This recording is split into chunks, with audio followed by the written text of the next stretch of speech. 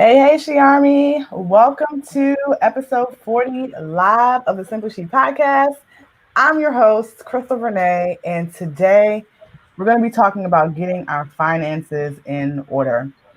And one of the topics, this is one of the topics that we really avoid at the dinner table. No one wants to talk about it, and therefore we don't have the right money mindset. So, we aren't saving, we aren't investing, we aren't taking advantage of all that's available to us when it comes to wealth building and getting our finances together. So, as someone who used to work in the financial services industry and experiences firsthand with my own family, I know what happens when you don't have your finances in order, when you don't talk about things, when you aren't educated about certain things. So, I really want to bring this topic to the show because it's really important that we start today in investing and preparing for our future. So that's why today I have a special guest, Brandi Bridgett. She's the owner of agency at National Harbor. That's going to talk to us today about becoming fierce in our finances. So let me just tell you a little about Brandi, who she is. As a mom of three, young widow, and serial entrepreneur, Brandi Bridgett is determined to leave an impact on the community and a legacy. As a previous medical field worker, health and wellness business owner, and a minority-owned small business, SAM certified marketing agency owner, Brandi is looking to take the stage in her newest business development that truly pulls at her heartstrings. In 2017, Brandi launched her fourth business, the agency at National Harbor, to help the needs of the community understand the new age difficulties that we face in family, finances, business finance, and securing a legacy for the future generations. Um, she saw the need of financial education within the entrepreneurship community, and it has grown by leaps and bounds. In 2017, Brandi and her team have been featured in Oprah Magazine, Entrepreneur Magazine, and been a guest speaker on several shows within the DC metropolitan area. Since then, she has been recognized as one of the top 40 under 40 in Maryland.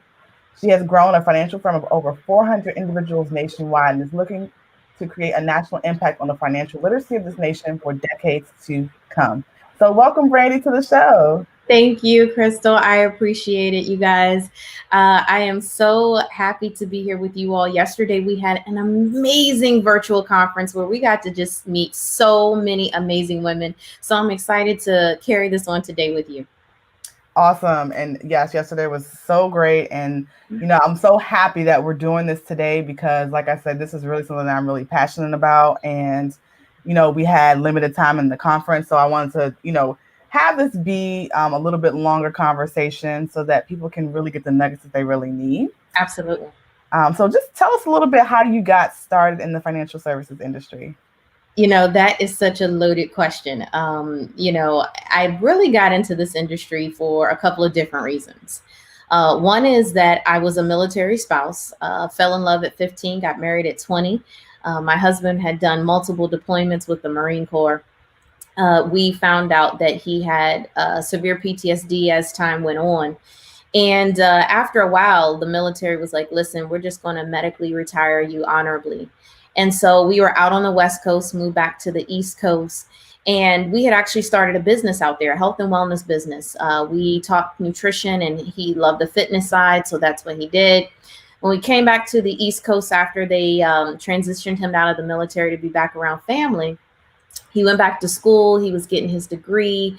I was still building the business, had 2.5 young kids at the time. And about 8 months into us being back home and finally, I think, feeling like we were going to have a normal life, he was actually killed in a car accident. And he left me with, at the time, they were 5, 4, and 4 months old. And that was probably when I got that grown-up shock of not knowing finances like I thought I did. They teach you to have a medical power of attorney, a financial power of attorney, and all these kinds of things as a military spouse. They teach you about the allotments and this, that, and the third. But that was my kind of aha moment that I didn't know about money like I should have known about it. I found out that we didn't have a life insurance policy with the military because he was so quickly, transferred out. Just a lot of different things about money that I was like, yeah, if I had probably known that, I think I would have done something different. But I then kind of moved on to another journey, right?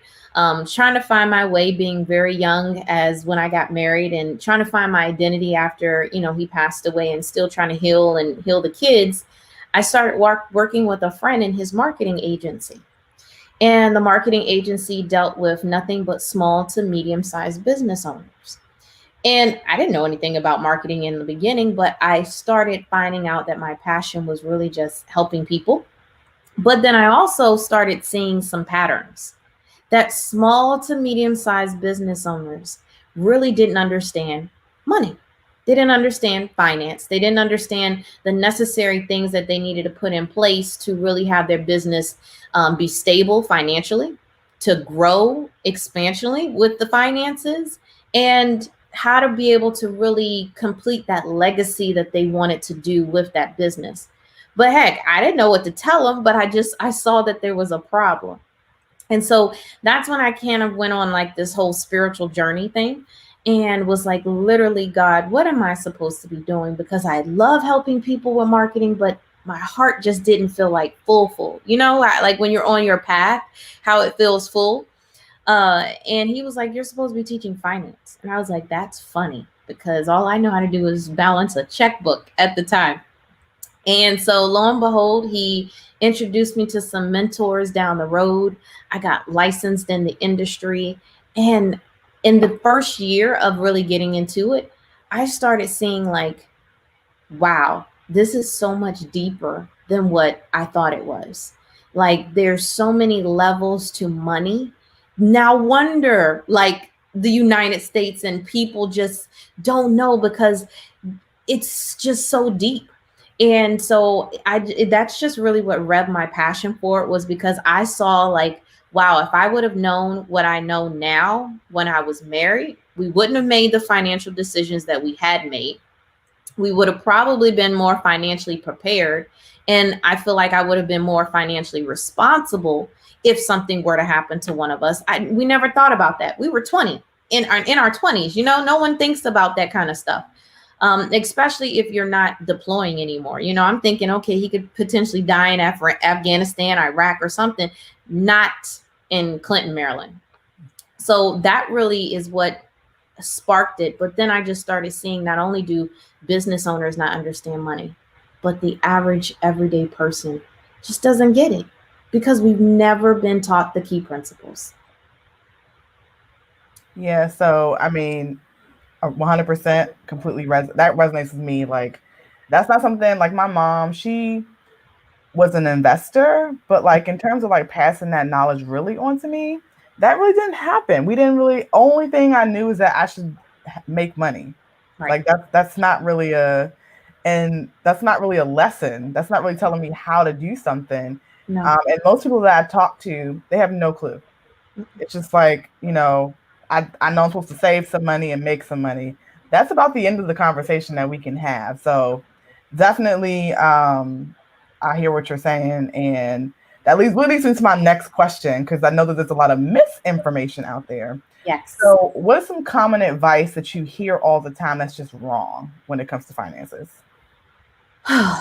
That too is a loaded question. There's so much missed information out there. And I think because, we kind of live in a society where everyone wants to be the right person. They want to be the expert. They want to be the know-all, end-all.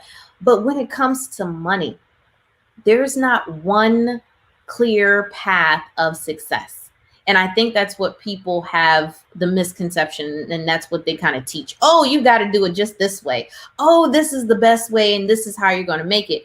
It's like, no, it's actually a combination of things that you should be doing simultaneously to really have a diversified portfolio. And I think that's really something wrong that people don't understand. I think another wrong thing is that we're taught as a society to only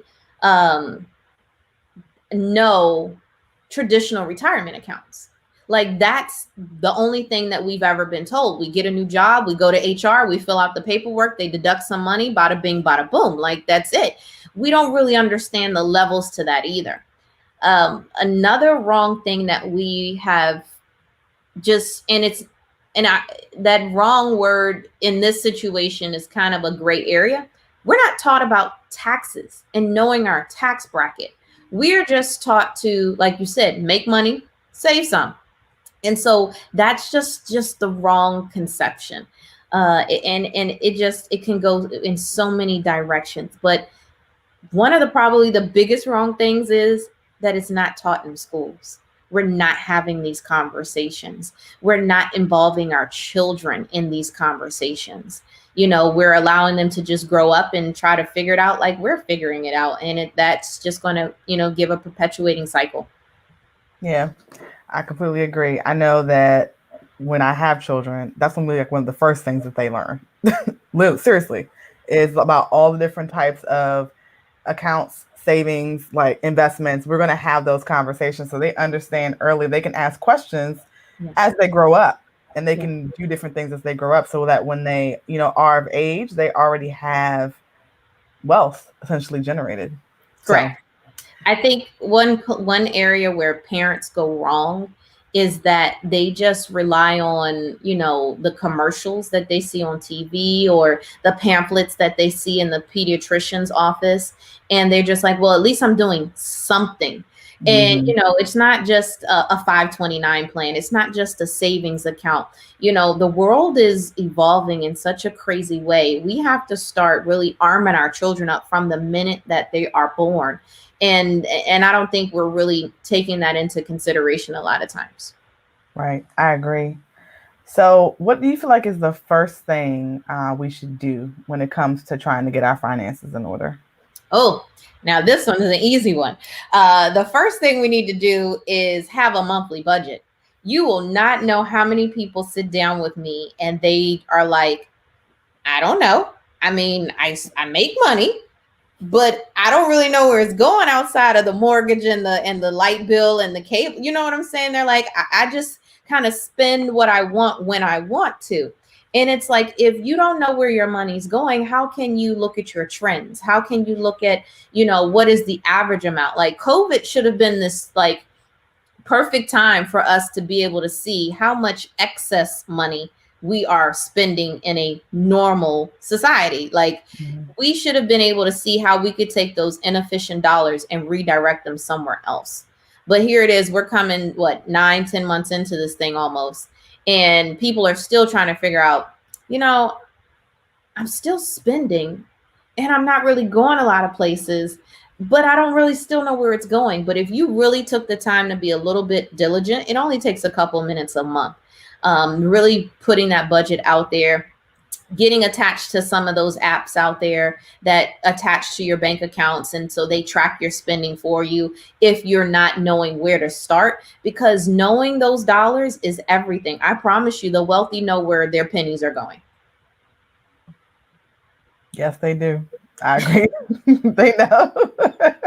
They will be the first to cut some coupons, ask you if there's a sale. They are always trying to get a deal, but yet we are still out here just spending, so that's really the first thing that we need to do is create a budget and then take into account our weekly expenditures. Also, on that idea of finding a deal, if you're an online shopper, there's so many other places on there. We were talking about this yesterday, I think, like Rakuten, and there's Honey and all these kind of things you can attach to your web browser to find all of the deals. So therefore you can save those monies. You can attach it to somewhere where every time you spend $1, whatever the broken change is in your account, it can go into a savings account or it can go towards an investment. There's so many little nuances, and technology has made it so easy for us to really start in the right direction. I think that's where the biggest mistake, or the first things first, is. And then step 1, part 2 of that is writing your financial goals. So many people are like, yeah, I want to buy a home in the next 1 or 2 years. And I'm like, well, are you saving towards that?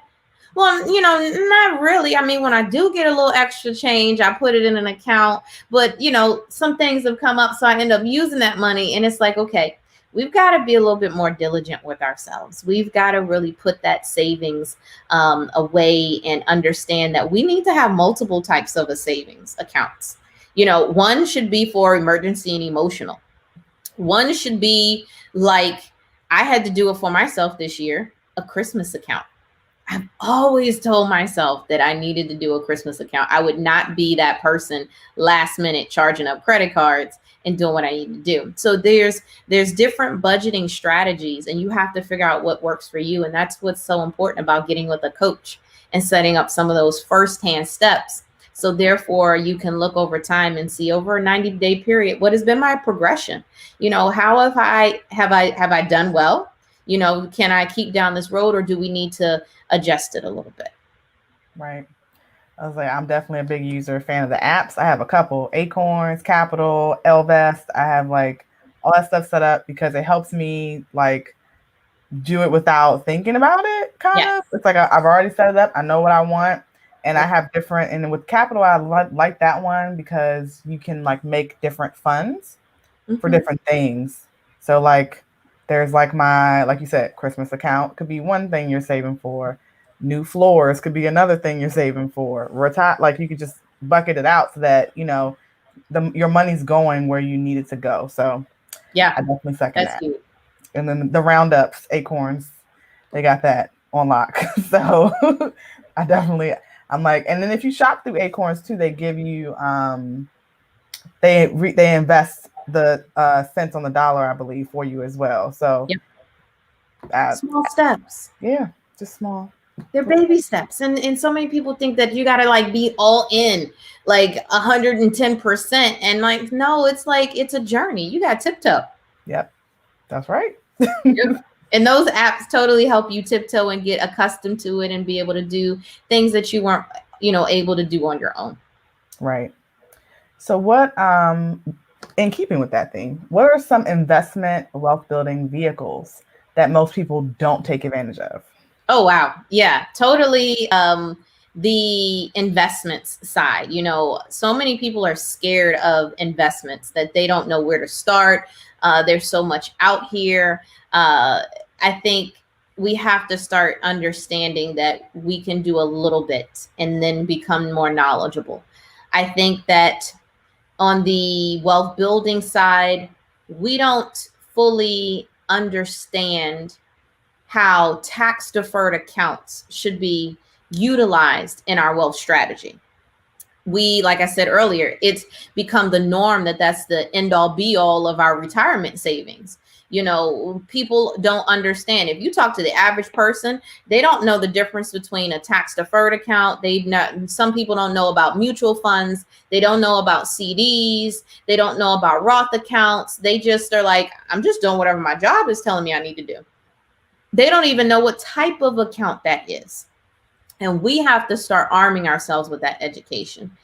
So it's really important, especially to those tax deferred accounts, understanding how you can manipulate them to your advantage. And I don't think the average American knows that we can create a supplemental stream of money that's tax-free, or a primary stream of money that could be tax-free, especially for business owners. We know about like Roth accounts and things like that, but Roth accounts are kind of like that first level of tax-freeness.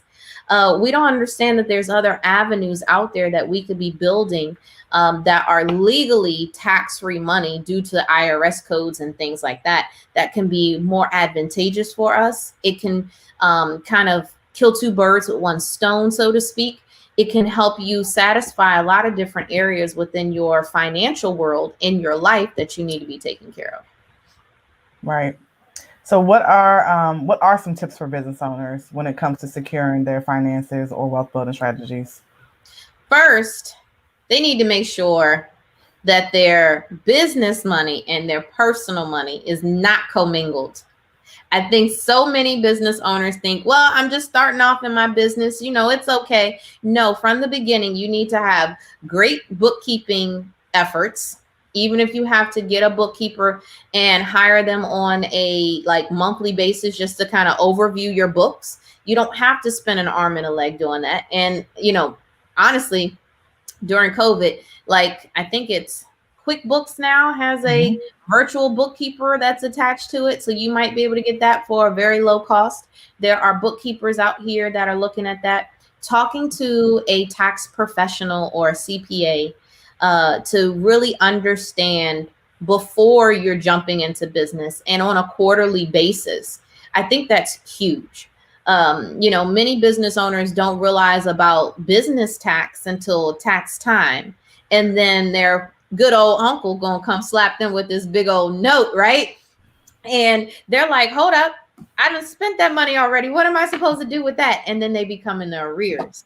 So you need to be planning for that tax component of your business and understand it, or start getting that understanding as that business grows. Because when you're a baby business, taxes are different than when you become like a junior business and a senior business and a sophomore and so on and so forth. So you want to understand the different elevations as time goes on. Another thing about business, so much about business. You want to understand if you've got business partners. Do you have a buy-sell agreement set up in place? Are you properly protecting that business? Have you had an evaluation of your business? Do you know how much it's worth? Are you creating the right type of assets inside of that business? You want to make sure that on an annual, you're checking with your state. So many people don't realize that once you create an LLC, there's some fees that potentially come with that, especially from the state side. If you are selling goods and services, there's another taxation and forms that you have to make sure you're compliant with. And if you don't, like, that's public information. People can figure out the name of your business, type in that EIN, and then boom, it will show you if you are up to date or not. And you want to make sure you stay in good standing with the state and the federal courts, finances, of course, right? And then when it comes to business, is your business protected? Are you properly insuring your business? Do you have the types of insurance whereas if you were to get sick, you could still borrow money to make sure that the business is still can move, that the rent can still be paid, the overhead expenses can still be taken care of. And then also, you want to make sure that in business, are you setting that business up so therefore you're able to pay yourself properly in the proper way to maximize your tax advantages, but also to set it up in that way so therefore you can loophole that into your retirement. How are you setting up that retirement? Because I know most people don't want to work forever. I don't want to work forever. I want my business to be able to take care of itself and be able to be passed down from generation to generation. And you have to make sure that there's certain stepping stones set in place when it comes to that. So there's a lot when it comes to businesses.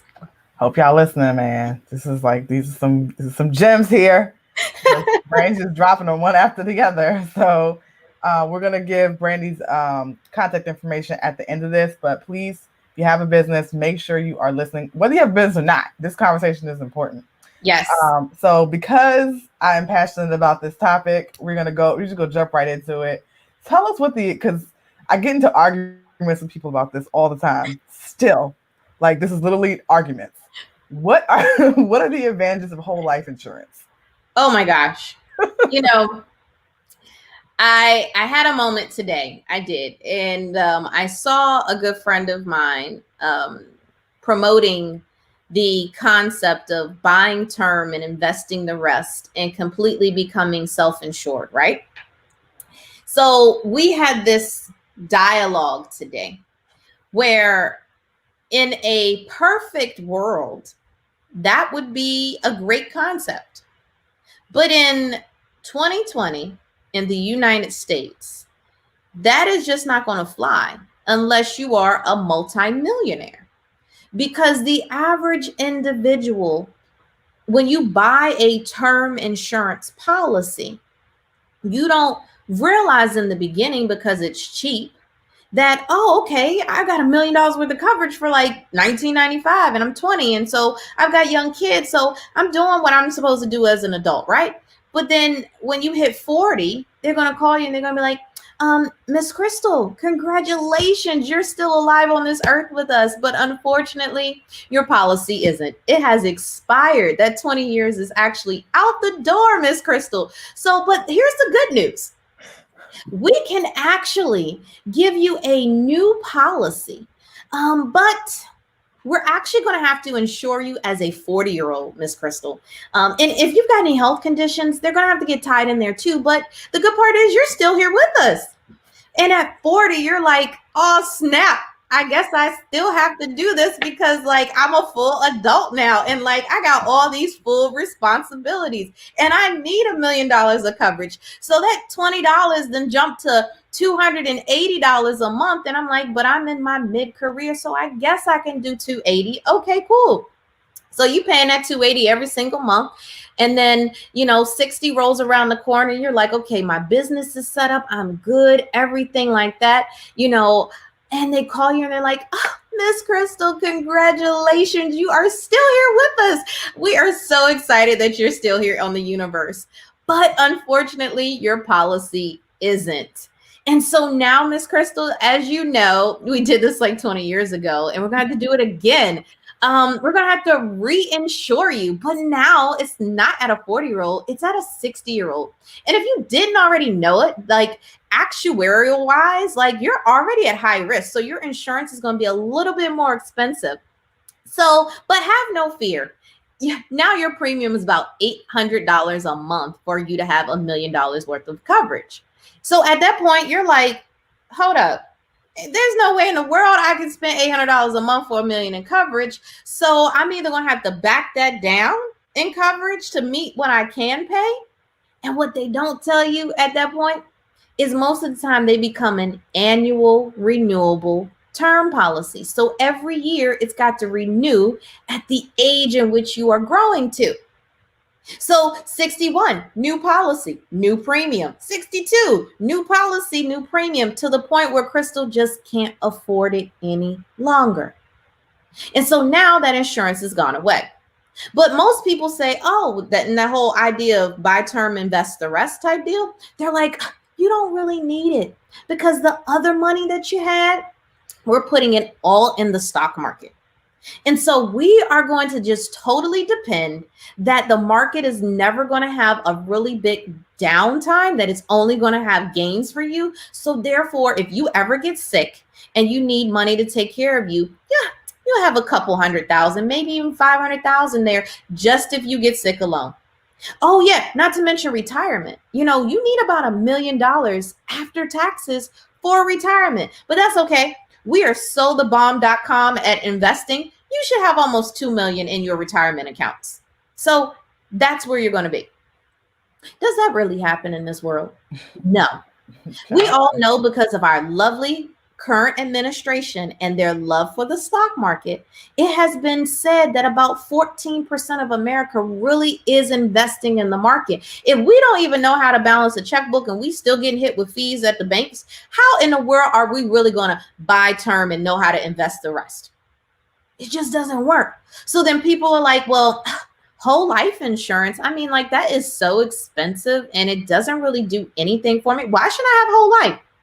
Let me just settle the ends right quick, right? There's two types of insurance in this world: term and permanent. Permanent insurance has so many different types of insurance under it. You've got whole life, you've got universal life, you've got variable life, you've got index universal life. And so we believe that term has a place in life. It should just never be your primary source of insurance. So many people tell us, oh, well, I don't need any outside insurance. My job's got me covered. Yeah, right. People learned this year, like COVID was like the wake up year. Like you should be woke by now, right? On all different facets because of COVID. And now, especially in your finances and your benefits from your job. Because what people learn, you could get fired at any point in time. You can get laid off. You can get furloughed. You can get put down a minimum wage, part-time wage. So therefore they don't have to carry those benefits for you and they can still keep you on staff. There's so much that can go on. And if you don't have a job tomorrow and you get sick 2 weeks from now, who's going to take care of the bill? Or if you pass away a year from now and still don't have a job, well, guess what? Or if you lose your job and you're like, oh, now I got to go out and get insurance. You could have done that 20 years ago when you were 20 and the cost of insurance been so low in a permanent policy, and you don't have to worry about it fluctuating like it does in a term policy. And on top of that, if we were having the right conversations with our people, like the United States, people would understand that term insurance, you don't get anything from it unless you die. Whole life insurance, permanent life insurance. Every time you're paying that premium, a portion of that goes to creating a cash value for you. So therefore, you are creating money that you can use while you're living. See, so many people don't know that about life insurance. And then they've got these misconceptions that all whole life insurance policies are built the same. It's expensive. It doesn't give you a lot of rate of return. And that's not true at all either. That's why I tell people all the time, I'm like, listen, you got your son, right? He plays football. I said, would you ever tell your child, oh, you don't need a coach. You don't never need to play on a team. You've got it naturally. The NFL will take you right away. People look at me like, no, that's just silly. I said, but how come we think we're automatically experts in money and that we are going to be able to build massive amounts of wealth if we've never been taught and trained from a coach, from a professional? I very rarely know or hear of people saying, oh yeah, I've got a financial planner, or, oh yeah, I've got someone I go to and mentors me about money. But yet everybody I know that wants to try to get in the NBA, NFL, or whatever, they got a coach. That's the difference. So yes, that's the whole life scenario. Yeah. So, okay. So keeping with that, what do you feel like is the appropriate balance between term and whole life? It really just depends on the person. So many people are so used to insurance being this thing like, oh, let me just call over here and get a quote. I need $250,000 worth of coverage. What's going to be the cheapest out of my pocket? And it's like, it doesn't work like that. There are individuals that may need 2 or 3 types of insurance policies based on the need of their family. They might need a term insurance policy just to protect the home. You might need a term insurance policy if your budget can't fit properly. Just a permanent policy by itself, you might need to do a combination to get the amount of coverage for a certain period of time while your children are young, in order to stay in budget. So every single person is completely different. And for some people, they might not need term at all. They might be able to do everything they need to do with a permanent insurance policy, but you'll never know unless you do a needs analysis with someone that's actually going to sit down and take the time and ask the proper questions, not just be like, oh, you make $500,000 a year and your house is $900,000. So you need 2.5 million of coverage. Let me just write you this term policy and they're out the door. No, it doesn't work like that. I hope y'all heard that, y'all. What Brandi just said about what people do for real. Mm-hmm. I'm just trying to tell you, I've experienced it. I never would do that, but I'm trying to tell you, like, that is literally what happens. So if you're not sitting down with someone, like Brandi, definitely you may be on the wrong path when it comes to your finances. So I recommend, I know Brandi recommends, that you definitely sit down with someone, possibly even Brandi, because she's telling y'all all this information right now about getting your finances in order to make sure that you make the right decisions that make the best sense for you and your family. And I want to add something to that, Crystal, before we move to the next question. So many people are like, well, I've already got insurance. I'm good to go. Let me ask you a question. When was the last time you sat down with that person that wrote that insurance policy for you? Did they just write it and then just be gone? Many times that's what happens. They get the commission, they're out the door. We need to start holding our insurance or our financial people accountable and saying, okay, just like I review my cable bill or my cell phone bill to make sure that I'm getting all that I'm supposed to. I'm not getting any overage charges or anything like that. I need to be sitting down with a financial professional at least once a year and making sure that my roadmap is correct, that my insurance is still where it needs to be, because you may have gotten it 5 years ago, but since then you purchased a new home, maybe had another kid, might have been through a divorce, and you just never know what you need to be looking at to reevaluate. And that should be something that is growing with you and your life's journey. And so if you're not doing that already or haven't done that with someone in the past year, hit me up. We need to do it. Absolutely. So how do you feel like someone can best prepare for retirement? Best prepare for retirement. Well, y'all ready for this? I hope y'all taking notes. There are 3 buckets that a person needs to have for retirement. The first bucket is we need to start understanding, like we said, our taxes, our tax bracket, and what is being taxed of us. So therefore, we can understand how to fulfill the next bucket, which is the tax deferred bucket. That tax deferred bucket should not be our primary source for retirement. It should honestly be our supplemented source for retirement. Because there's a book, and I'm going to get it real quick. It's called The Power of Zero by David McKnight. The Power of Zero by David McKnight, you guys.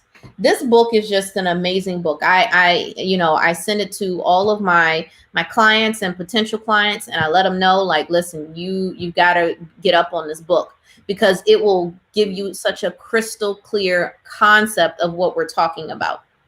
Because if we position it properly, then the heaviest bucket, or one that we need to introduce into our lives, is the tax-free bucket. And so many people, like I said earlier, don't have a tax-free bucket that they've set up at all. And many people don't understand that a tax-free bucket can actually be created through life insurance. And so that tax-free bucket is critical, because if we balance these buckets properly, we could potentially pay Uncle Sam 0 in taxes at a time that money is needed the most. Like right now, we're not tripping on money, because it's like, okay, we working, we know we could, do a side hustle, bring some money in, and this, that, and the third. But when you older and them hips are talking to you and your knees are talking to you and the little arthritis starts setting in, and you just want to relax in life and don't have that drive like you had earlier in life, and you know that you have a finite amount of money that's coming in, that could be scary. And so we need to start envisioning our lives as our older selves and start saying, okay, how can we start preparing for our older selves now and position ourselves in that tax bracket? Because most people don't realize that tax deferredness may not be the right way for you right now. You may be at such a tax bracket that deferring money doesn't make sense. You might be in a better position to pay the taxes now and not later. But you will only know that once you talk to a financial professional. And then it might make sense that later on you defer that money. So it really just depends on your environment and your situation. But you will never know unless you seek the advice of a professional that is licensed, that is an expert in that field, to really walk you down that road. Because people hear the advice that we put together for them, their financial plans, and they just come back and they be like, well, I don't know why my job didn't tell me this and this, that, and third. And it's like, hold up, bring it back. You're displacing that anger. Let me give you a quick therapy moment, right? Your HR professional, that's not their job. Their job is to make sure that you are compliant with the paperwork and that you have participated in every single way possible. They're not licensed. They don't know what to tell you. They can't give you those suggestions and that advice. You're grown up. It's time now to put on the big girl pants and the big boy pants and say, okay, I got this package from work. Let me go seek some help. an outside third party that is, not that is impartial to really help me walk through this. Right. What do you feel like is the biggest lesson that you've learned personally from working in the financial services industry? Oh, the biggest lesson that I have learned, that it's never too late. So many people are hopeless when it comes to their finances. They really already feel like, you know what? I'm old. It must not be much I can do, or I'm so close to retirement. There's nothing that someone can do with me. And I tell people never discount themselves. That's one thing that I've learned. The second thing that I've learned is that we have so much self-doubt when it comes to finance. When people hear that we're wealth strategists, we help them to diversify their wealth and, create a holistic financial portfolio. People come to me all the time. They're like, oh, I can't afford you yet. Or, oh, I don't have enough money yet. We've got to stop doubting ourselves and understand that we got to start wherever we are and just start. Even if it's, because I've got young kids, I always use this phrase and people laugh all the time. I'm like, inch by inch, it's a cinch. Yard by yard, you're going to make it hard. If you trying to sit here and be like, listen, I got to wait until I have X amount of dollars in the account before I even come to you, it could be 10, 20, 30 years from now, because guess what? Life is going to happen. Something's always going to come up that could take you 2 steps back. And you're always like, I wanted to start this, but this that happened. When if you just started with a little bit of money and created the systematic into your system, you got accustomed to doing this on a consistent basis, and then moved up gradually and gradually and gradually. I promise you that big picture won't seem so big anymore. And so I think many people, they want to be financially set before they come and get advice. And it's like, I think that's backwards. Yeah. It's real backwards. Yeah. I mean, it's definitely backwards, because I mean, like, you wouldn't, like, let's say if you wanted to learn how to drive a car, like, would you buy the car? Like, first, or like you want to drive a stick, I don't know, like, you wouldn't go get lessons for that. You wouldn't. Yeah, don't be like my dad. Oh, okay. He bought a stick shift back in the day and didn't know how to drive a stick shift. And I was like, Dad, that was backwards. He was like, I'm telling you this story for a reason. He was like, just don't do things backwards. But yes, I agree with you. Yeah. So hopefully you guys are listening to that. And I mean, I know, and I think also too, probably it's like there's an intimidation factor, right? Because when you talk about wealth, you automatically think about a certain type of person, and there's a certain profile or avatar that pops into your head and what that looks like. I mentioned this book a lot and it's like older. I think it's like written in the 80s, The Millionaire Next Door. Yes. Like, even if you don't read the book yes, at all, if you listen to books or whatever, just read like the first couple pages. They give you the description of the millionaire next door. Like, you would never know who these people are, because they drive average cars, wear average clothing. They're frugal. They save, they invest, they only participate in wealth or revenue generating activities that will lead to wealth building. It's like, like, thinking about what that means, like, when you structure your time, who you're with, all those things matter. Oh my God. If they're doing that on a daily basis, yes, and they look like Joe and Sally down the street, why can't we do that? Like, why can't we? Why do we have to think about, like, okay, I need to build wealth, I need to be wealthy?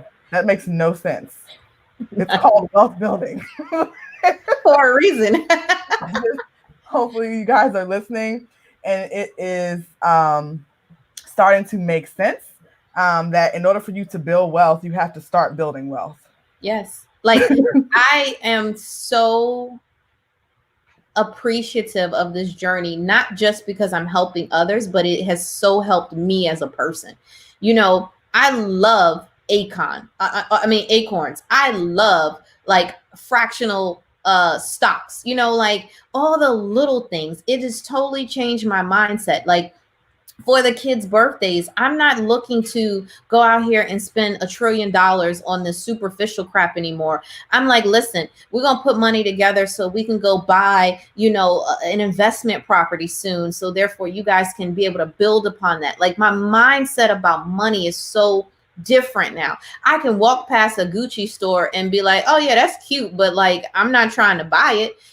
I'm really on that mindset of like really trying to grow wealth in such a massive way. And like you said, people have an avatar already put in their mind, but it's like that's where you come in, because as a life coach and as a person that is coaching people out of that norm, when you see that avatar, like you should literally be putting up a mirror and totally redirecting that thought process and telling yourself that I will be wealthy, or I am wealthy, I will create wealth, and things like that.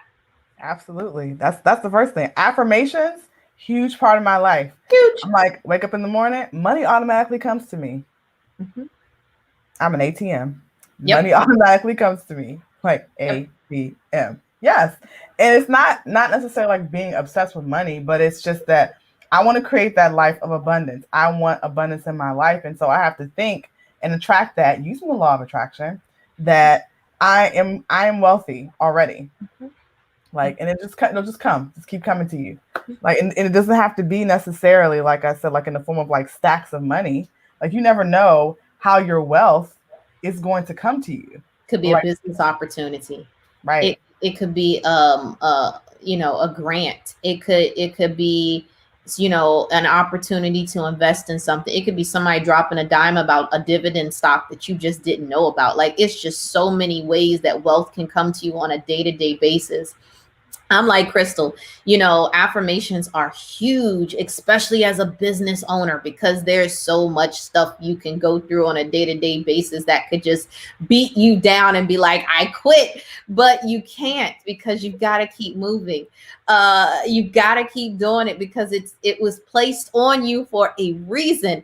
And so when I get up in the morning, before I check anything else on my phone, I look at my daily acknowledgement on the Secret app, because it will flow. It helps me flow that energy, like, because people say, oh yeah, I do affirmations all the time.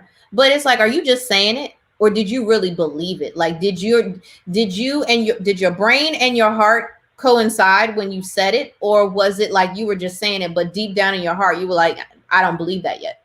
And if that's the case, you got to start working. And we've got about 60 some odd days left in this 2020 to get your life together. So therefore, those affirmations become realness and help you elevate in 2021.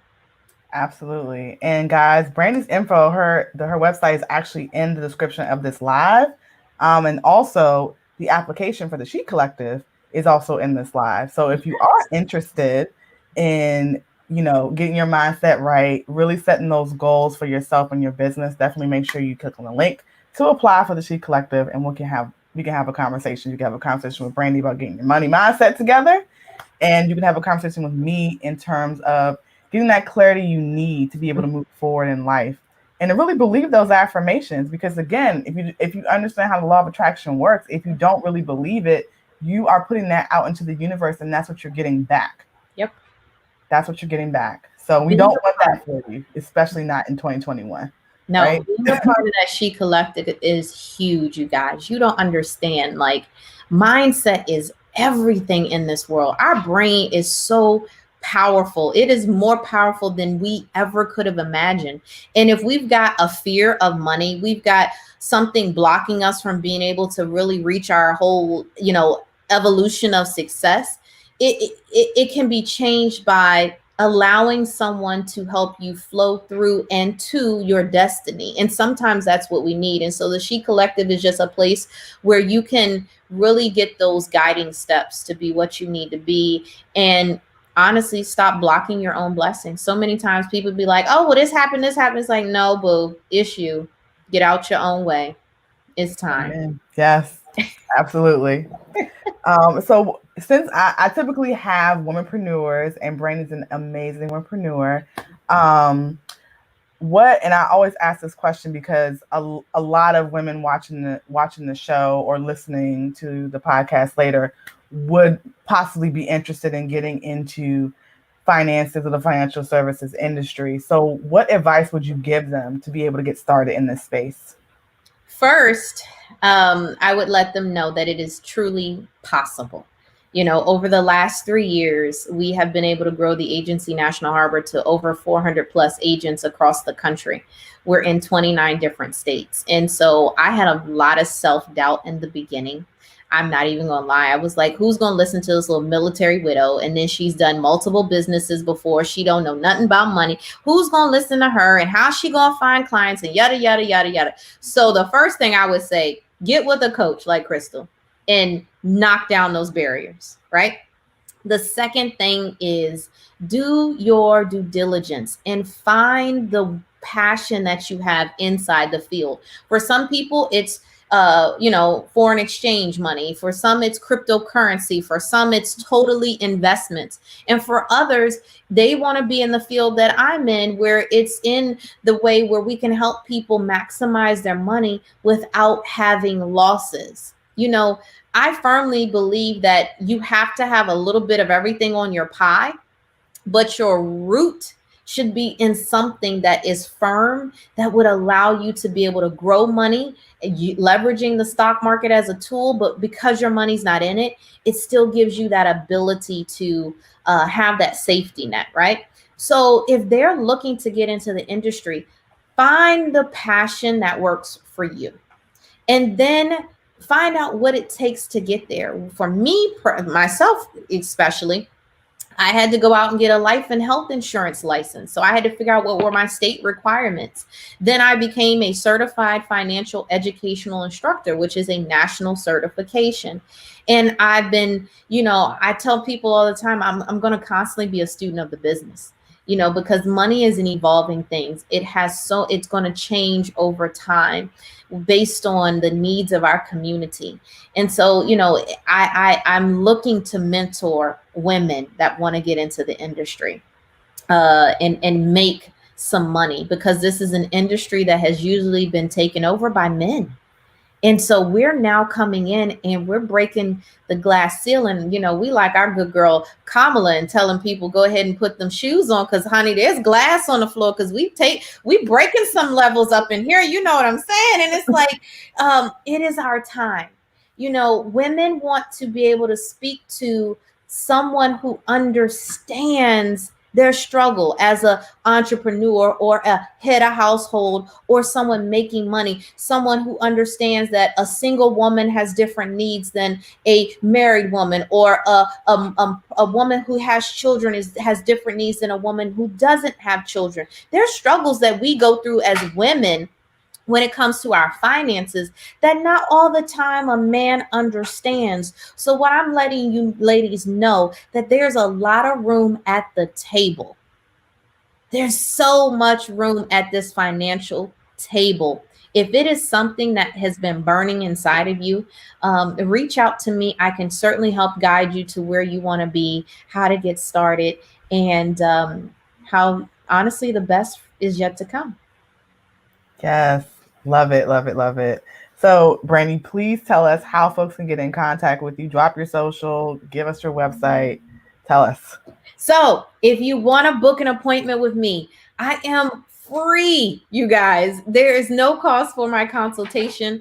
You can go to www.theagencynationalharbor.com. You do not have to be local in order to get a consultation. I can do business in all 50 states across the country. So we can be zooming it up no matter where you are, and making that conversation come true. You can find me on Facebook, Brandi Bridgett. You can look us up on Facebook, the Agency National Harbor. Instagram as well, the Agency National Harbor, or you can follow me personally. It's MSBBTOU, Miss BB to you. People get my name confused all the time. Which one's my first name? Which one's my last name? So I'm Miss BB to you. And I look forward to just helping people grow. Like I said earlier, I don't care if you are a single mom making minimum wage with 2, 3 kids, trying to figure out how to really make ends meet. And you have this passion in your heart that you want to be a homeowner someday. We can help you get there. I don't care if you are a multimillionaire. What they said is true: more money, more problems. And so we have some ways to help you figure out some of those advantages as well. And you guys, I have a team of tax professionals. I have a team of estate planners. I have a team that helps us with wills and trusts and all those good things that come to money. So don't hesitate to reach out. And we want to make sure that we all lock arms, because the sisterhood is real, and really grow and walk together in this journey of money. Because, like we said earlier, and Crystal said, this conversation isn't had enough. It's not had around kitchen table conversations. And we need to start pressing through and having them a lot more, and just pulling each other up and saying, girl, come with me. That's right. I couldn't have said it better myself. So, guys, for more information on Brandi, again, her website is in the description of this live. But how her website and also how to connect with her will be available in the show notes for this episode, episode 40. So you can take a gander at the show notes by going to isimplishe.com/podcast. Again, that's isimplishe.com/podcast. And if you'd like to join a collective of women dedicated to being empowered and becoming the best version of themselves, you can join my free Facebook community, the She Army. That link is also in the show notes. Well, guys, this has been a really productive discussion today, and I hope what we've shared today you found helpful.